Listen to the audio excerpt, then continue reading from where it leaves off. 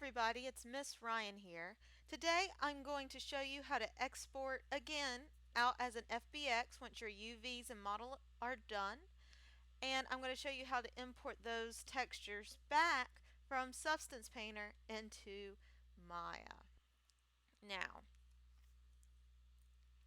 you can see I have my little man and I have my sword, but there's one thing that's different from the last time you've seen this file. Notice that I'm in my Hypershade perspective layout. I have a Lambert called Swordbert and another Lambert called Manbert. Manbert is applied to man, Swordbert is applied to sword. The reason I put these shaders, even though there's not what I'm going to be using by the end, I'm actually going to be using something called a Stingray PBS, is because I want my texture sets to remain separate even though I'm exporting two different images. You can see under UV Set Editor my sets have two different names, man and sword. So now when I export them out, those will be separate and I won't have overlapping UVs even though I have two different objects. I'm going to select both objects by clicking and dragging in the viewport, go to File, and then I'll go to Export Selection, hitting our More Options gray square. I want this to say FBX Export. If this is not showing up for you, Google Plugin Manager FBX Export is not showing up, and they'll walk you through how to fix it. It's a very common problem, but it does come default with Maya. Now I'll export selection and it will ask where I want to export it. It will default to your scene file if you properly set up your project. So I'll call this Man Sword Export. And I'll export it out as an FBX. Now I'll just minimize Maya here, and the time has come to open Substance Painter. So we'll look at the lovely little iguana while we wait for Substance Painter to open. Now, you don't have to use Substance Painter to texture your stuff. Sometimes you can use Photoshop. In fact, that's the old-fashioned way to do it. I'll show you how to get textures from Photoshop as well. Now, I don't need a new version. I'm good. To create a new file in Substance Painter, we're going to go to File, New, and we're going to go to PBR Metallic Roughness Algorithm. It's already checked. Mesh, we're going to select our FBX.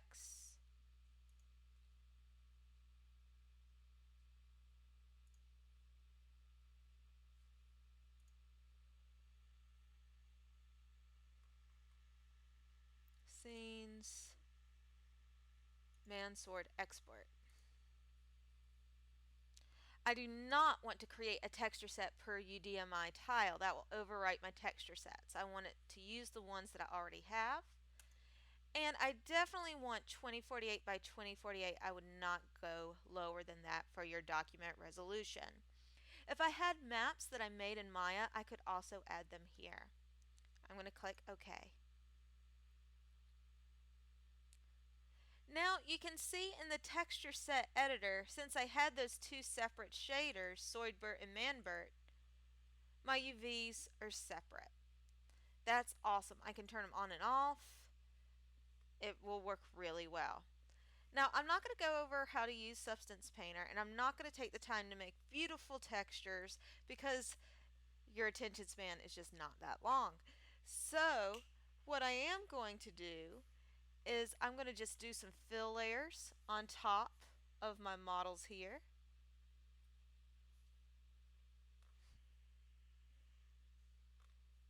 There we go. Let's do concrete for the sword, just living it large. Ooh, actually I'll do carbon fiber. Sorry, I got Rainbow Wheel of Death here. It's not liking that I have a streaming software, Maya and Substance Painter at the same time, but it will get over it.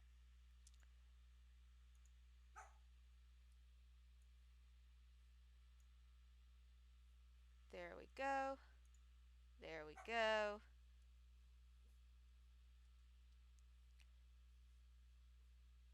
maybe we'll make that sword copper. That looks hideous, but let's go for it. Let's move on. I'm going to go ahead and export these out. What it's going to do is going to export them out as texture maps. I'm going to go to File, Export Textures, and you can see both my texture sets are selected. And I'm going to click Export. Now it's going to make a map for every one of my channels. I may not need all of them. Actually, I'm going to export again because let's look at where I exported my textures to. I don't want them there. I want them in my Maya folder. And the place in my Maya folder that I want them is actually my source image folder. So I'll go to Demos, Source Images, and now I'll export them again. And it will make a map for every one of my exports.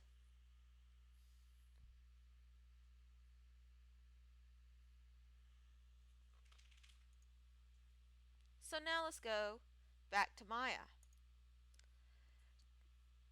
To accurately represent the materials inside of Maya, I actually have to use a different kind of shader than a Lambert.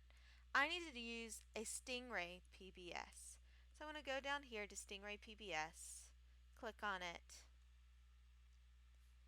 and now I have all these extra options, but I don't actually have the options that I need. If I go to Attribute Editor, you can see that they're not there either. To get the extra Stingray PBS options, if they're not showing up in your Attribute Editor, you need to hit Copy tab. Then they'll show up under Attributes. Now, in all other shaders, you can just click on your checkered file texture button. That was a complicated way to phrase it, but that's what it is. And just load up the texture. But in a Stingray PBS, you have to actually tell the shader or the material that you're going to use each one of these maps. So that means under Attribute, if I'm using a color map, I better check it. If I'm using a normal map, I better check it. Metallic, roughness, I won't use emissive or AO. Now I can come down here to color map, normal map, metallic map, roughness map, blah, blah, blah, blah, blah, and click on the checkered pattern, which means texture. Go over to my Attribute Editor, and where it has the little folder, click on that and find my base color for my color map. So that's my sword. So we'll make this my Sword Stingray PBS. So I'll go ahead and name it Sword Ray. And I'll name the file Sword Base Color. Please make sure to name every one of your files. If you don't and your Maya file breaks later on, you'll have a very difficult time reloading any textures that you may need to if you do not name them. I'm going to continue to name and load my other maps. So I just clicked on normal, so I'll find my normal map. Ugh. I'll find my metallic map.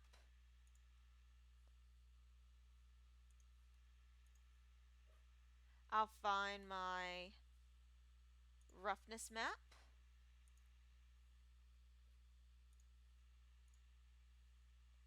And if you forget to name all your files like I just did, and I actually selected the one for the man. There we go. There's the one. Nope. For sword roughness. There we go. Sword roughness. But if I forget to name any files, I can go under texture, double click them, and rename them.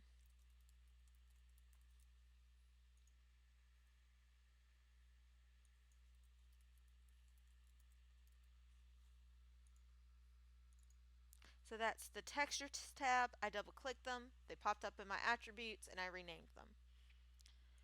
Now let's drag this new Stingray PBS onto the sword. I'll click with my middle mouse button and drag it onto the sword in the viewport, but nothing happened. The reason nothing happened is because I don't have my texture mode turned on. I can turn it on with 6, or I can click the little ball up here. Something went wrong with my UVs. You can see that because I have all these weird little squares. So that's something that I would want to go back and fix. But for the sake of this demo that's just about importing, it's not UVing. It's not essential to know right now. But no, that is not desirable. Now let's do the mand as well. I'll go back into my Hypershade, saved layouts, Hypershade perspective. I'm going to make another Stingray PBS. I'll name this one Man. Well, I should name it Man Ray. There we go. Again, my attributes aren't coming up, so I'll hit Copy Tab in the Attribute Editor. I'll check the maps that I'm using, scroll down to Textures, put in my color map, and just to distinguish, it's Textures color map, not base color like it is in your other shaders. You have to actually go down to Texture. I'll put in my base color for my man. Let's see. There he is.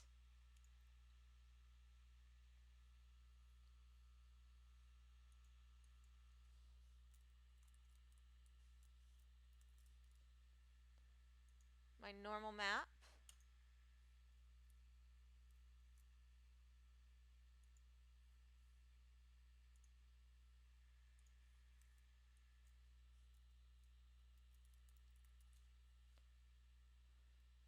My metallic map.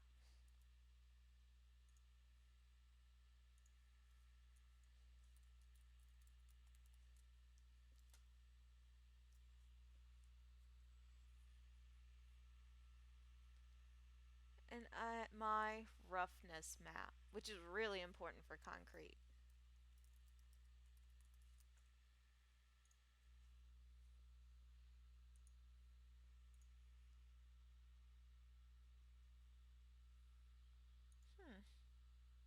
Okay, it's fine. Now I'll drag that onto my man model. So now you can see my textures are applied to my model in Maya. And I used all of the maps outside of Substance Painter. That is method 1 for texturing your models. Now, if I wanted to do it in Photoshop, it's a little bit different. I'm going to go to my UV editor. I'm going to click on Man and look at my UVs. And I need something called a UV snapshot. You can find that under Image in your UV editor and go to UV snapshot. It will default to Maya if we never want that in life. We want a PNG. It's 2048 by 2048, so I like that. It's automatically going out to my image, not source image, because output images go to your image folder, and images that you're importing into Maya go in your source image folder. And I'm going to click, I'm actually going to change my edge color to blue. Or actually, let's do green. And hit apply.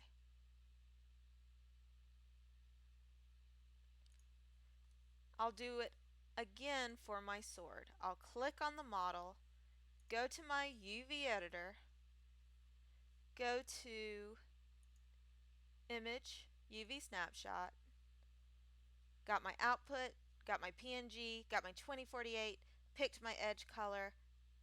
I may want to call it something different. Right now it's just going to be out UV. I'm going to title it Sword UV so it doesn't overwrite my man UV that I just did. and click apply. Alright, I'm good. Now I can go into Photoshop.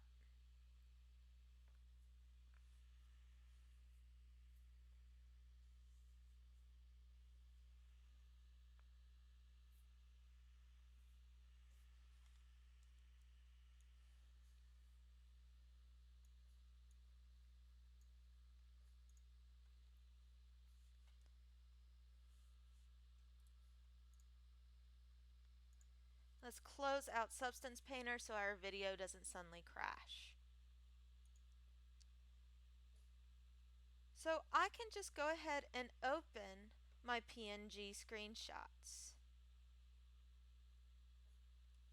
So let's see, let's go to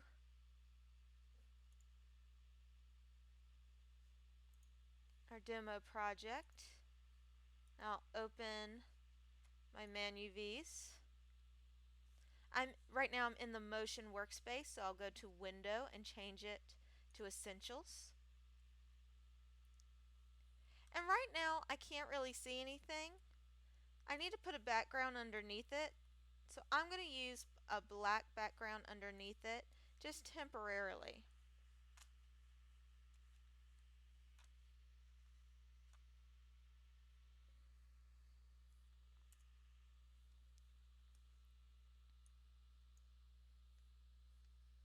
And there are my UVs. So I can work under my UVs and then turn them off when I'm done, just like you did in 116. For the sake of time, I'm just going to select everything and I'll do a nice pattern. What do you think? You think you would look good in plaid? I think you would look great in plaid. Now I can turn my UVs off. Save this texture. Plaid. Base color. I'm going to save it as a PNG.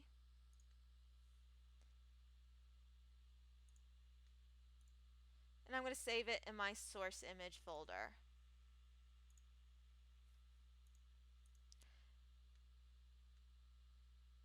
And I could do the same thing with the sword as well, but for the sake of time, I'm just going to go ahead and close Photoshop.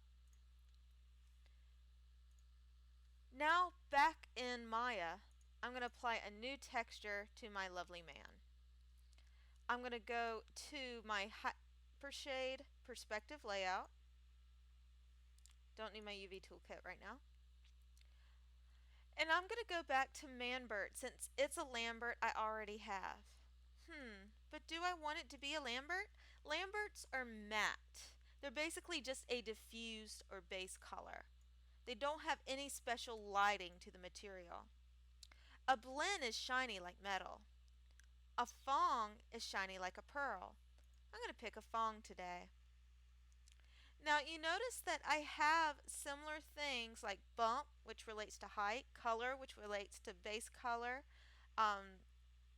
transparency, incandescence. I have all sorts of different attributes that I can edit. For the sake of this project, we're going to stick to color. So I'm going to click on the checkered and I'm going to go to File. And again, I'm going to name this file Fong Base. Now I can click on the yellow manila folder. That was redundant. And I can go find my texture that I made. Let's try one more time. That's my texture. Open, please. There we go. And I know it worked because the icon has changed. Now I can drag that Fong, and my lovely man is a lovely plaid that's really distorted and is looking a little funny. But you now know how to get both textures in from Photoshop and Substance Painter. I hope this video was helpful and you have a wonderful day.